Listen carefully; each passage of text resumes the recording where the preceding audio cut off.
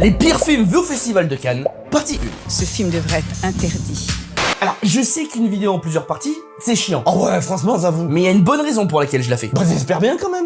Bon, mais avant, si t'aimes ce genre de vidéo et que tu veux me soutenir, n'hésite pas à liker, commenter et partager. Merci. Et donc, pour vous la faire courte et passer le plus rapidement possible au sujet de la vidéo, il y aura 3 parties. Et pourquoi ça? Tout simplement parce qu'au Festival de Cannes, des films qui ont violemment fait réagir le public, contrairement à ce qu'on pense, eh ben il y en a énormément. Donc j'ai décidé de les classer par thème. Et aujourd'hui, le thème sera les films les plus gore. Oh, j'ai craint le pire. Et t'as bien raison, puisque le premier film dont on va parler est The Neon Demon, du réalisateur Nicolas Winding Refn, qui pendant la projection a fortement fait réagir les personnes dans la salle, suite à des scènes répétées d'anthropophagie. Je vous laisse faire la recherche de ce que ça veut dire. Et donc pour la plupart de ces scènes, c'est suggéré, donc ça veut dire qu'on voit absolument rien à l'écran. Par contre, il y en a une où c'est absolument pas suggéré.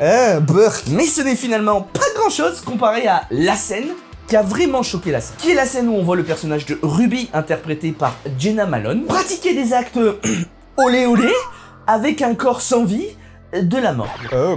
Ouais, voilà, on peut comprendre pourquoi c'est pas très bien passé. Mais maintenant, on va monter d'un cran dans l'intensité et du gore. Puisque le prochain film est The Substance, de Coralie Farja. Puisque ce coup-ci... C'était très gore. Il y a des personnes qui ont fait des malaises dans la salle. Il y a les pompiers, voilà. Faut pas être sensible au sang. Ah ouais, quand même. Mais j'ai une question. Oui. T'as bien dit qu'on allait parler des pires films. Et à ma connaissance, de Substance, c'est un très bon film vu qu'il a reçu un prix. Oui, effectivement, malgré le fait que le film soit extrêmement gore, cela ne l'a absolument pas empêché de remporter le prix du scénario. Ah bah voilà. Bien vu. Et maintenant on va passer au dernier film de ce thème, Titan, de la réalisatrice Julia Ducournau, qui pour le coup a énormément fait réagir et pas forcément dans le bon sens, au vu des réactions des personnes qui sont sorties de la salle de projection. Il y a des pompiers qui sont rentrés dans la salle, les gars. Ça, c'est pour vous dire à quel point c'était fort. Et on a déjà vu 3 malaises.